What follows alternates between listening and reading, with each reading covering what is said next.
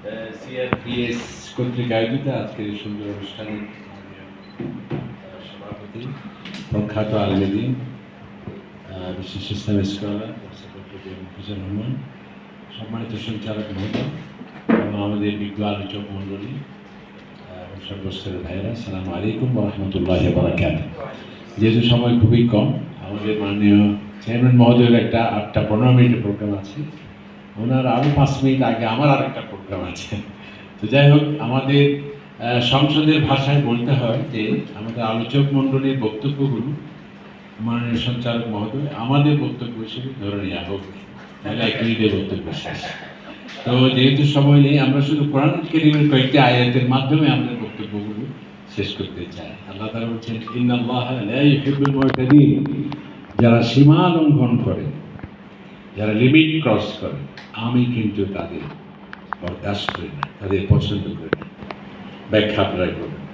ইন্নাল্লাহা লা ইউহিব্বুল মুফসিদিন, যারা সন্ত্রাস করে, অরাজকতা করে, গণহত্যা করে এবং বিভৎস চিত্রের অবতারণা সৃষ্টি করে, আমিও তাদেরকে বরদাস্ত করি না।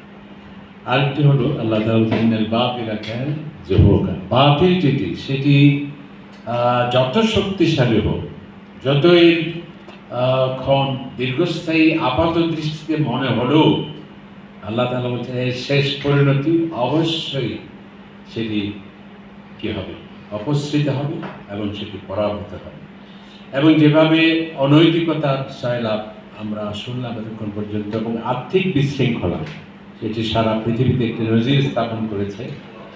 আর্থিক বিশৃঙ্খলাও একটি সমাজের ধ্বংসের মূল কারণ, যেটি আল্লাহ তাআলাই বলেছেন এবং এর থেকে অর্থনীতি বিশারদরাই তাদের মন্তব্য হিসেবে আমাদেরকে চমৎকৃত করে আসলে কোরআনেরই আয়াত। আল্লাহ তাআলা বলছে, ওয়াইদা আরাদনা আন নুহলিকা কারিয়া আমারনা মুতরাফিহা, অর্থাৎ যখন কোনো একটি শ্রেণী, কোনো একটা সমাজ যখন আর্থিক বিশৃঙ্খলা, সেটি চৌর্যবৃত্তি হোক, দুর্নীতি হোক, লুণ্ঠন হোক, এর মধ্যে সামাজিক বিশৃঙ্খলা সৃষ্টি করে, ফাদাম্মারনাহা তাদমীরা, অথবা সেটিকে আমি সমূলে উৎপাদন করে দিই। সেই কনসেপ্ট কেবল নয়, এই অশরীরী সত্তা কেবল নয়, সশরীর রূপ আমরা মাত্র 1 মাস আগে সেটি আমরা দেখতে পেয়েছি। আরেকটি হচ্ছে, যেখানে হত্যাযোগ্য হয়, গণহত্যা হয়, সেই হত্যা ও যে যারা আল্লাহ তাআলা বলেন, ওয়ামান কুতিলা মাজলুমান ফাকাদ জাআলনা লিওয়ালিহি সুলতানান ফালা ইসরিফ ফিল কতল ইন্নাহু কানা মানসুরা। আল্লাহ তাআলা বলছেন, যারা হত্যার অন্যায়ভাবে শিকার হয় তাদের প্রতি আমার সাহায্য কিন্তু থাকে অনিবার্য। যাই হোক, এই আয়াতগুলো বললাম যে এগুলো আজকে এই অনুষ্ঠানে আমাদের মুখ্য উপাদানগুলো, বিষয়গুলো এখানে আসছে। তো আমাদের যুব সমাজ আলহামদুলিল্লাহ তাদের অক্লান্ত পরিশ্রমী কেবল নয়, তাদের রক্তস্নাত নতুন স্বাধীনতা যেটা আমরা পেলাম, তাদেরকে আমরা ধন্যবাদ জানাই। এবং ডক্টর ইউনূস সাহেবের মতো লোক, উনি তাদেরকে সংবর্ধনা দিতে গিয়ে বললেন যে তোমরা যে স্বপ্ন দেখেছ, এবং উনি বলেছেন যে তোমরা আমাদের প্রাথমিক নিয়োগকর্তা, আমাদেরকে নিয়োগ দিয়েছে তোমরা, তো তোমাদের এই স্বপ্ন পূরণের আগে দমিয়ে যাবে না, উনি বলেছেন। একটি কথা কিন্তু আমার মনে হয় 7-8 ঘন্টা বক্তব্য হতে পারে সেটি। এবং তিনি আরেকটি বলেছেন যে তোমরা কি মন্ত্র ধারণ করছো, এই মন্ত্র হয়তোবা তুমি উপলব্ধি করতে পারছো না, সারা পৃথিবী আসবে তোমাকে সেলুট করতে, তোমার এই মন্ত্রের ব্যাখ্যা চাইতে। কি জাদু এবং কি মন্ত্র, কি অপূর্ব দৃষ্টান্ত তোমরা স্থাপন করেছো, এটাও তিনি বলেছেন। এবং অবশেষে আরেকটি কথা আমি শুনলাম, উনি বলেছেন যে আমাদের ছাত্র বন্ধুরা, এই যে আমরা ঘন্টার পর ঘন্টা আলোচনা করছি, উনি বলেছেন যে আমি জানি না কীভাবে উনি রাস্তা দিয়ে দিয়েছেন, নিশ্চয়ই গাড়িতে করে গিয়েছেন, বলছে আমি দেয়ালে যখন তাদের কি বলে গ্রাফিক, এগুলো যখন আমি দেখলাম, এর এক একটা শিরোনাম এক একটা পিএইচডি শিরোনাম সেটি, এবং তাদের এত মেধা, তাদের এক একটি লাইনে এক একটি মেসেজ, এক একটি বার্তা ছাত্র সমাজ আমাদেরকে দিয়েছে, এগুলো আমাদের বুঝতে হবে। এমনকি উপদেষ্টা শাখাওয়াত সাহেবও তিনি বলেছেন যে আগে আমরা শুনেছি অভ্যুত্থান, বিপ্লব, অভিধান যেটা ডিকশনারি সেটি ব্যর্থ বা অকার্যকর বা তার সকল শক্তি শেষ, কারণ আমাদের ছাত্র এমন একটি অবদান দেখিয়েছে যেটার নাম দেওয়ার ক্ষেত্রে অভিধান অচল। বলছে এর আগে বা এর থেকে বেশি কিছু থাকলে সেটি হয়েছে সেটা। অসাধারণ তিনি বলেছেন যে তিনি কিন্তু সমর বিশারদ এবং লেখকও, তো অসাধারণ। এবং উনি আরেকটা জিনিস বলেছেন যে ওদের মাধ্যমে আমরা এমন কিছু সুযোগ পেয়েছি, এই ধরনের সুযোগ কিন্তু বারবার আসে না। উনি বলেছেন যে আমরা ব্রিটিশ থেকে স্বাধীন হলাম, পাকিস্তানের মাধ্যমে সেটা এক সুযোগ ছিল, বাংলাদেশ এসেছে সেটা এক সুযোগ ছিল, অনেক সুযোগ। এখন অবশেষে এমনই একটি সুযোগ আসছে, এগুলো কিন্তু প্রতিদিন আসবে না, 365 দিন বারবার সকাল সন্ধ্যায় এগুলো আসবে না, যুগের পর যুগের পর মাধ্যমেও কিন্তু সেটি আসে না। সুতরাং এই সুযোগটাকে আমাদের কাজে লাগাতে হবে। আমি আরো অবাক হয়েছি যে সাধারণত সেনা যারা অফিসার এরা কিন্তু আবেগ তাড়িত হয় না, যেটি বাস্তব সেটি তারা বলে, যেটি ইউনিভার্সাল ট্রুথ সেটাই তারা বলে। তারা কথামালার সৌন্দর্যে বা ফুল ঝুড়িতে এগুলো তারা অভ্যস্ত বা নন, সেই জন্য তাদের বক্তব্য কিছুটা কি না এত বিবহূত হয় না। তো এই ধরনের ব্যক্তি, জেনারেল ওয়াকারের কথা আমরা বলছি, সেখানে আসিফ নজরুল সাহেবও ছিলেন, যখন তারা রাষ্ট্রপতি ভবন মানে বঙ্গভবনে গিয়েছিলেন, ওখান থেকে বেরিয়ে এই সেনা প্রধানই বলেছেন যে আমি ছাত্রদের মেধায় অবাক হয়েছি এবং তাদের বক্তব্য, প্রতিটি পরামর্শ, প্রতিটি পর্যবেক্ষণ, তাদের যে দৃঢ়চেতা অবস্থান অসাধারণ অসাধারণ। যদিও অনেকে আপত্তি জানিয়েছিল কেন দুটি প্রাপ্তবয়স্কদের দেওয়া হয়েছিল, এদেরই উত্তর দিয়েছিলেন তারা, বাকি যারা প্রাপ্তবয়স্ক বা বয়সের ভারে লোকজন তাদের দীর্ঘ অভিজ্ঞতাও তাদের কাছে অচল, এক একটি থেকে তারা নিয়ে আসে। তো আমার মনে হয় সেগুলো আমাদের বলতে হবে। এবং আরেকটি অতি সম্প্রতি আজকে আমরা তাদের বক্তব্য দিচ্ছি কেবল, ওই যে কে একটু সুন্দর ছেলে সার্জিস নাকি মাত্র 2-3 দিন আগে উনি বলেছেন যে আমাদের দৃষ্টিভঙ্গি বদলাতে হবে অভিভাবকদের।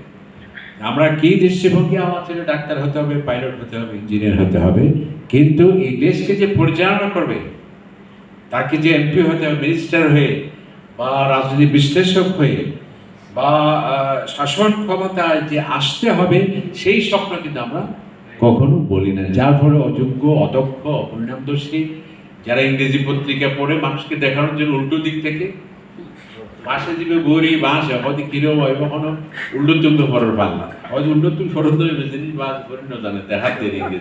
তো এই হলো আমাদের অবস্থা। এই যদি হয় তাহলে পুরো সংসদে দেখা যায় যে একবার কিন্তু ওনার নাম আমরা বলতে পারছি না, সেই বিচারক যিনি অনেক ওদের এক সময় এত মারাত্মক কথা বলেছিল সংসদ সম্পর্কে এবং স্বয়ং সেখানে প্রতিবাদের ঝড় উঠেছিল, যিনি আবার সিলেট সীমান্তে ধৃত হয়ে এখন আছেন তিনি। যাই হোক আমরা নাম দিচ্ছি না, কারণ মানুষের প্রতি আমার নবীকে ইসলাম শিখিয়েছেন।